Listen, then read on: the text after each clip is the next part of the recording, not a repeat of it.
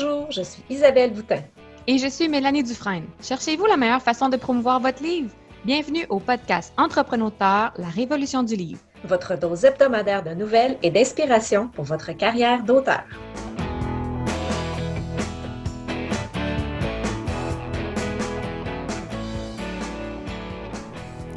Bonjour et bienvenue à l'épisode 2 de la saison 2. J'espère que vous allez bien. Ici Isabelle Boutin et exceptionnellement, je serai toute seule aujourd'hui derrière le micro. Le sujet d'aujourd'hui, comment survivre à votre NaNoWriMo. Le NaNoWriMo, pour ceux qui ne connaissent pas, c'est le National Novel Writing Month, un événement qui a lieu chaque mois de novembre depuis 1999. C'est en gros, en résumé, un défi d'écriture. Un défi d'écriture dans lequel les personnes qui s'inscrivent choisissent d'écrire un texte, un roman de 50 000 mots en 30 jours. Donc, du 1er novembre au 30 novembre, ces personnes-là s'engagent à venir écrire leur roman, leur histoire, leur récit, peu importe la forme que ça peut prendre, jusqu'à se rendre à 50 000 mots à la fin du mois ou avant la fin du mois, bien entendu. C'est un événement qui est gratuit, 100% gratuit. Il n'y a pas d'endroit où soumettre notre texte, il n'y a pas de prix à gagner. C'est vraiment un défi qui est un défi individuel. Donc, quand on s'inscrit à NaNoWriMo, c'est pour se mettre nous-mêmes au défi de relever ça, cette tâche qui peut paraître insurmontable, là, d'écrire 50 000 mots par jour. 50 000 mots en un mois. 50 000 mots en un mois, ça équivaut en moyenne à 1667 mots par jour. Donc, l'épisode d'aujourd'hui ne sera pas un épisode de 45 minutes comme à l'habitude, ça va être un tout court épisode, donc un mini-épisode, le premier d'une série dont on ne sait pas combien, mais quand on aura des sujets comme ça ponctuels, ça se peut qu'on vous fasse des mini-épisodes plus précis sur des sujets comme ça. Donc, NaNoWriMo, aujourd'hui, 1er novembre 2021, ça commence, l'édition 2021. Je participe et c'est ma 9e participation. J'ai commencé à participer en 2002, donc ça fait déjà presque 20 ans que je participe à NaNoWriMo, mais je n'ai pas participé pendant plusieurs années pour toutes sortes de raisons, là, mais j'ai arrêté de participer entre 2005 et 2015 et ensuite j'ai recommencé pas toutes les années, mais presque. Je suis assidue depuis 2018. Donc, en 2018, quand j'ai participé à NaNoWriMo, j'ai écrit le manuscrit de ce qui allait devenir Fort Victoire, le premier tome. Au départ, je pensais pas que ce serait une trilogie, je pensais que ce serait un roman seul, mais bon, mon écriture m'a appris qu'il y avait une suite à ce roman-là et que je devais l'écrire. Mais bref, j'ai écrit le premier durant le mois de novembre 2018. Bien entendu, c'était loin d'être le texte qui est publié maintenant. Il y a eu plusieurs réécritures et plusieurs révisions de nombreuses fois pour arriver au résultat. Et si je le réécrivais aujourd'hui, il y en aurait probablement d'autres, mais ce n'est pas le sujet de l'émission d'aujourd'hui. Ensuite, l'an dernier, j'ai participé et j'ai aussi réussi le défi de 50 000 mots. J'ai écrit un manuscrit, mais qui n'est pas terminé. Donc, mon objectif cette année, ça va être de terminer ce manuscrit-là. Dans NaNoWriMo, pour s'inscrire, c'est assez simple. On va sur NaNoWriMo, donc WRIMO.org. Le lien sera dans les notes de l'émission, bien entendu. Donc, on va là-dessus, on s'inscrit et on peut publier des extraits de notre projet si on le souhaite, mais c'est pas obligatoire. Donc, il n'y a pas il n'y a pas de droit à céder ou quoi que ce soit, là. C'est vraiment un défi individuel. Donc, étant donné que c'est ma 9e participation, je sais un peu quels peuvent être les points difficiles qu'on se trouve à affronter durant ce mois de novembre-là. Donc, je voulais en discuter avec vous de comment bien réussir son NaNoWriMo, comment faire pour être satisfait de l'objectif, être satisfait de notre réussite, c'est-à-dire à la fin du mois, sans trop perdre la raison. Donc, alors, façon numéro 1, écrire à tous les jours. Donc, ça peut paraître un peu bête dit comme ça, mais c'est pas tellement long qu'un retard de 1667 mots qui s'accumule jour après jour, c'est pas trop long qu'on atteint le 10 000 mots de retard, puis le 20 000 mots de retard, et là, à un moment donné, ça devient plus vraiment réaliste de pouvoir réussir ce défi-là. Et quand je dis écrire à tous les jours, ça ne veut pas dire écrire de nombreuses heures à tous les jours, mais de garder la routine de vraiment ouvrir son document à chaque jour pour écrire quelque chose dedans. Alors, c'est ce qui reste super important à développer cette habitude-là, cette routine-là. Et les journées où vous avez plus de temps, plus d'inspiration, écrire plus que le minimum suggéré. Donc, atteindre 2000 mots, 3000 mots, en écrire le plus possible. Donc, ça vous permet après ça d'avoir peut-être un peu de lousse plus tard dans le mois. Donc, moi, ce que j'aime faire souvent, c'est commencer en force les premiers jours, au moins la première semaine, pour accumuler un peu d'avance. Comme ça, si je sais qu'après, disons à peu près après 10-12 jours, là, la motivation commence à baisser. Donc, rendu là, si on a déjà pris du retard, ça peut être très, très dur de pouvoir terminer le mois. Mais si on a un peu d'avance, mais ces journées-là où ça va moins bien, c'est pas grave, on écrit ce qu'on peut, puis on continue comme ça, mais on ne met pas en péril là, la réussite du défi. Deuxième truc, ne pas se censurer. Et par là, je veux dire, je parle pas des mauvais mots là, qu'il faut pas dire dans nos textes, vraiment pas, mais faut vraiment écrire tout ce qui nous passe par la tête. Donc, dans NaNoWriMo, l'espèce de proverbe de NaNoWriMo, c'est que c'est pas tant la qualité qui est importante, mais c'est la quantité. C'est étrange, on le sait, ça correspond pas du tout à ce qu'on se dit normalement d'un bon roman, donc on va privilégier souvent la qualité avant la quantité, mais dans le cas d'un défi comme ça, un défi en nombre de mots, on privilégie vraiment le nombre de mots et non pas la qualité de ceux-ci. Donc, si vous écrivez quelque chose, puis vous savez que la phrase n'est pas bien tournée, que ça tourne en rond, que c'est pas des beaux mots, qu'il y a plein de choses, trucs dans votre texte, qu'il y a des fautes, etc., laissez ça là. Ce qu'ils disent souvent, les gens qui participent à NaNoWriMo, c'est « décembre sera là pour ça ». Donc, en décembre, on peut commencer à éditer notre texte qu'on aura écrit en novembre. Mais en novembre, l'important, c'est vraiment d'écrire. Donc, écrire sans trop se questionner. Troisième truc, ne pas se relire. Oui, donc premièrement, on ne se censure pas, on écrit tout ce qui nous passe par la tête, on ne juge pas les mots, la qualité des mots, on fait attention aux fautes, c'est-à-dire on fait attention aux fautes de façon normale, comme on le fait normalement, mais on ne viendra pas commencer à corriger chaque fois qu'on pense que l'accord n'est pas correct. Là. Ça sera fait en réédition. Ne pas se relire, ça veut dire, par exemple, vous avez écrit, ça fait 30 minutes que vous écrivez, vous avez besoin d'une petite pause, parfait, vous arrêtez de taper, puis là, vous allez regarder le paragraphe que vous venez de faire, vous allez le relire.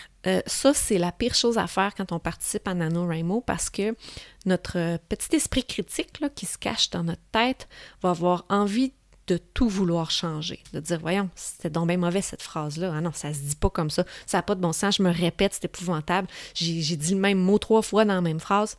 Ne pas faire ça. Premièrement, c'est démoralisant. C'est démoralisant et vous allez peut-être potentiellement trouver que vous êtes un mauvais écrivain et c'est vraiment pas le but d'un défi comme ça. Le but d'un défi comme ça, c'est de s'habituer à écrire plus souvent. Donc, ça risque de vous démotiver, mais en plus, vous allez perdre du temps précieux. Donc, pendant le temps que vous allez relire et peut-être réécrire ce que vous avez déjà écrit, ce ne sera pas des nouveaux mots qui vont s'ajouter à votre texte. Donc, moi, je vous recommande de ne jamais relire ce que vous avez écrit. Et un bon truc, parfois les gens vont se dire, j'ai pas le choix de relire, là, ça fait 2 jours que j'ai pas écrit, je me rappelle plus où j'étais rendue. Effectivement, c'est ce qui m'amène à mon numéro 4, mon truc numéro 4, qui est de, quand on termine une session d'écriture, tout de suite prendre le temps d'écrire 2 ou 3 phrases pour nous rappeler où est-ce qu'on s'en allait dans nos idées. Bon, si vous n'avez pas de plan, puis que vous n'avez aucune idée d'où vous en allez, puis que vous ne savez pas vous écrivez phrase par phrase, c'est sûr que vous n'aurez peut-être pas prendre le temps d'écrire ça. Mais si vous avez le moindre plan dans votre tête de où est-ce que votre histoire s'en va, ou encore si vous aviez là une bonne idée de qu'est-ce qui pourrait arriver dans la prochaine scène, mais que vous avez juste plus le temps d'écrire parce que faut aller manger, il faut aller travailler, peu importe, prenez 2 minutes, C'est pas plus long que ça. Écrivez une phrase ou deux pour dire le personnage principal s'en allait faire ci, il rencontre telle personne, il se passe telle chose. C'est tout. Point. J'enregistre mon document et je continuerai demain. Je vais me rappeler, je vais relire ces 2 phrases-là.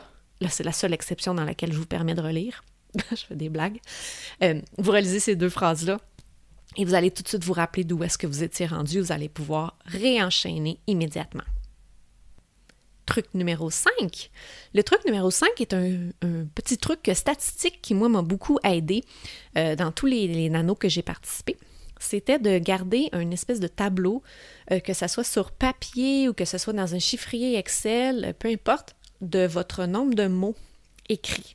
Donc, il y a plein de fichiers qui existent déjà pour le nano qu'on peut trouver sur le forum de NaNoWriMo ou encore même, je pense que sur Google, ça se trouve assez facilement. Donc, c'est des fichiers de suivi de participation. Donc, à chaque jour, vous allez entrer dans le fichier comme tel à combien de mots vous êtes rendu. Donc, pas nécessairement le nombre de mots écrits dans cette journée-là, mais le nombre de mots total. Et ce fichier-là va vous calculer combien de mots vous avez écrits cette journée-là, oui. C'est quoi votre moyenne de mots écrits par jour? C'est quoi votre moyenne de mots qui vous reste à écrire par jour d'ici la fin du mois?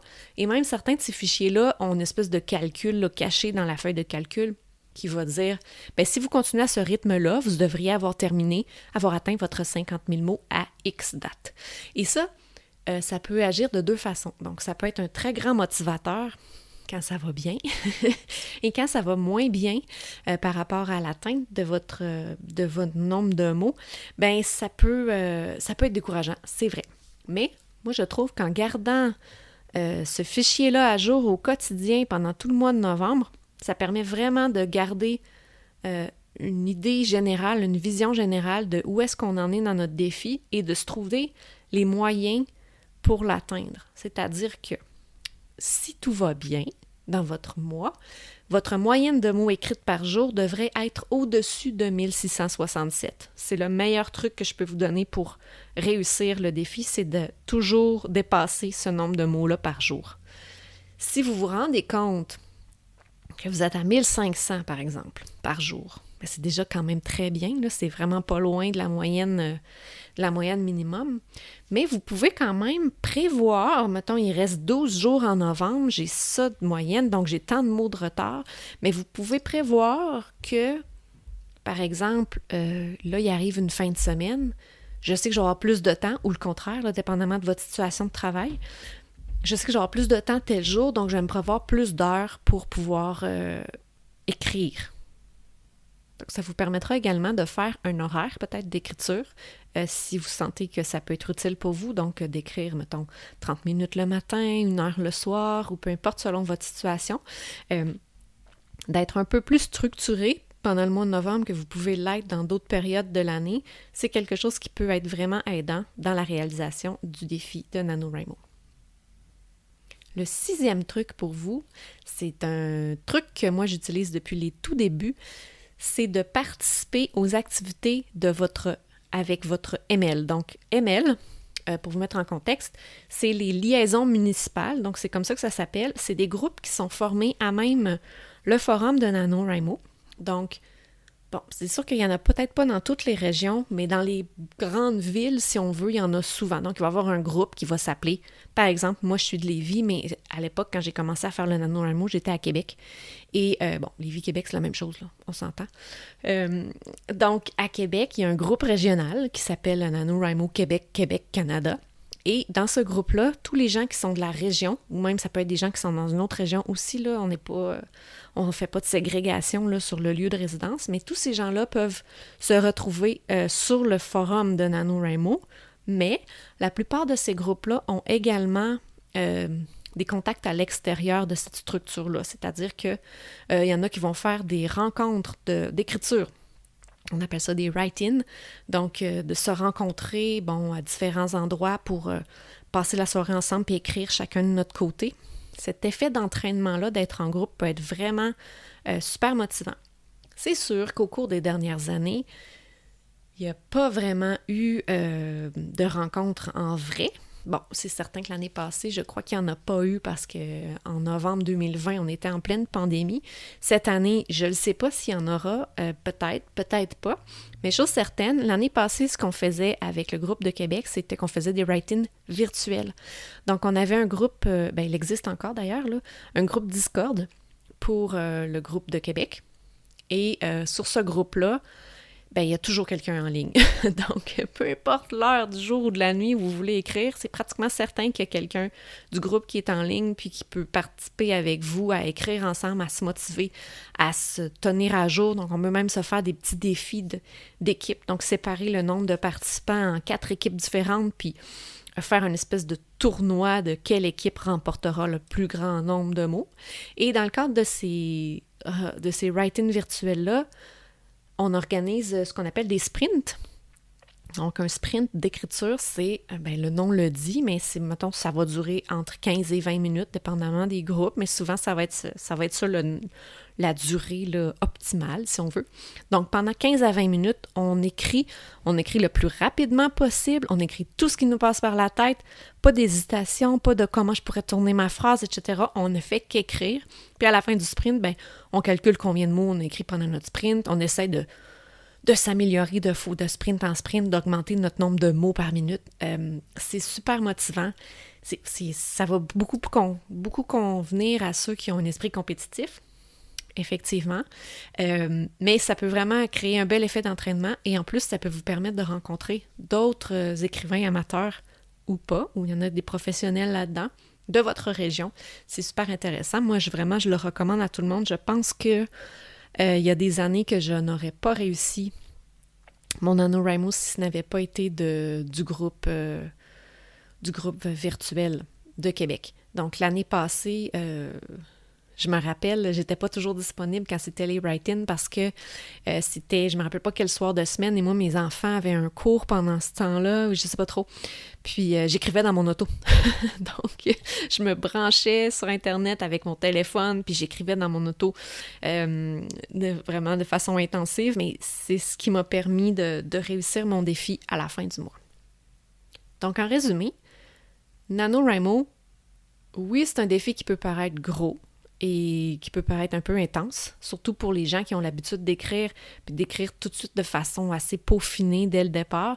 C'est vraiment une expérience pendant laquelle on laisse de côté toute cette envie de perfectionnisme-là et pendant laquelle on laisse la créativité, on laisse notre cerveau fonctionner à 100 000 à l'heure. Aucun jugement sur la façon dont on écrit ou quoi que ce soit. C'est un exercice d'écriture qui peut être super intéressant pour vous permettre de développer d'autres façons de faire, d'autres façons d'écrire. Il y a plein de conseils qui s'échangent à travers les groupes régionaux, mais aussi sur le forum qui est principalement en anglais, mais il y a quand même des sections francophones, des sections régionales francophones ou de gens qui vont participer ensemble en français. Ceci étant dit, c'est bien entendu que vous pouvez écrire votre manuscrit en n'importe quelle langue que vous souhaitez, étant donné que il n'y a pas personne à qui vous devez soumettre ce texte-là en bout de ligne. Donc, si vous parlez espagnol, vous avez envie d'écrire en espagnol, il n'y a aucun problème avec ça. Là. C'est ouvert, c'est international. Il y a des gens partout dans le monde qui participent à NaNoWriMo. Il y a des millions, je pense, sans me tromper, de participants à travers le monde. C'est vraiment une grosse affaire et ça vaut la peine de l'essayer au moins une fois dans sa vie. En tout cas, moi, je vous le recommande fortement. Moi, je vais m'en servir pour terminer mon manuscrit cette année et, si possible, commencer autre chose parce que j'espère qu'il ne reste pas 50 000 mots à écrire dans mon manuscrit. J'espère qu'il en reste environ 25 à 30 000. Mais je vais quand même essayer de me rendre à 50 000 mots pendant le mois de novembre. On ne sait pas ce que ça va donner.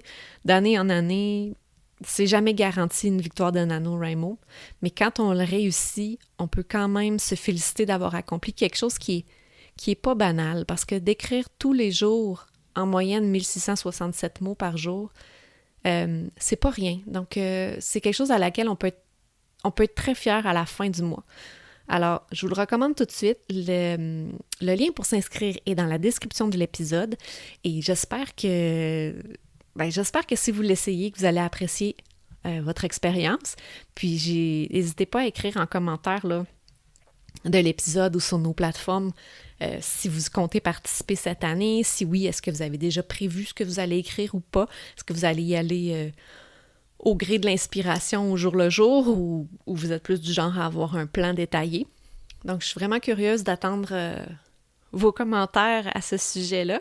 Puis, en attendant, je vous souhaite une belle semaine. Nous, on vous revient la semaine prochaine avec un épisode régulier, avec une entrevue cette fois. Donc, ce sera notre première entrevue de la saison 2.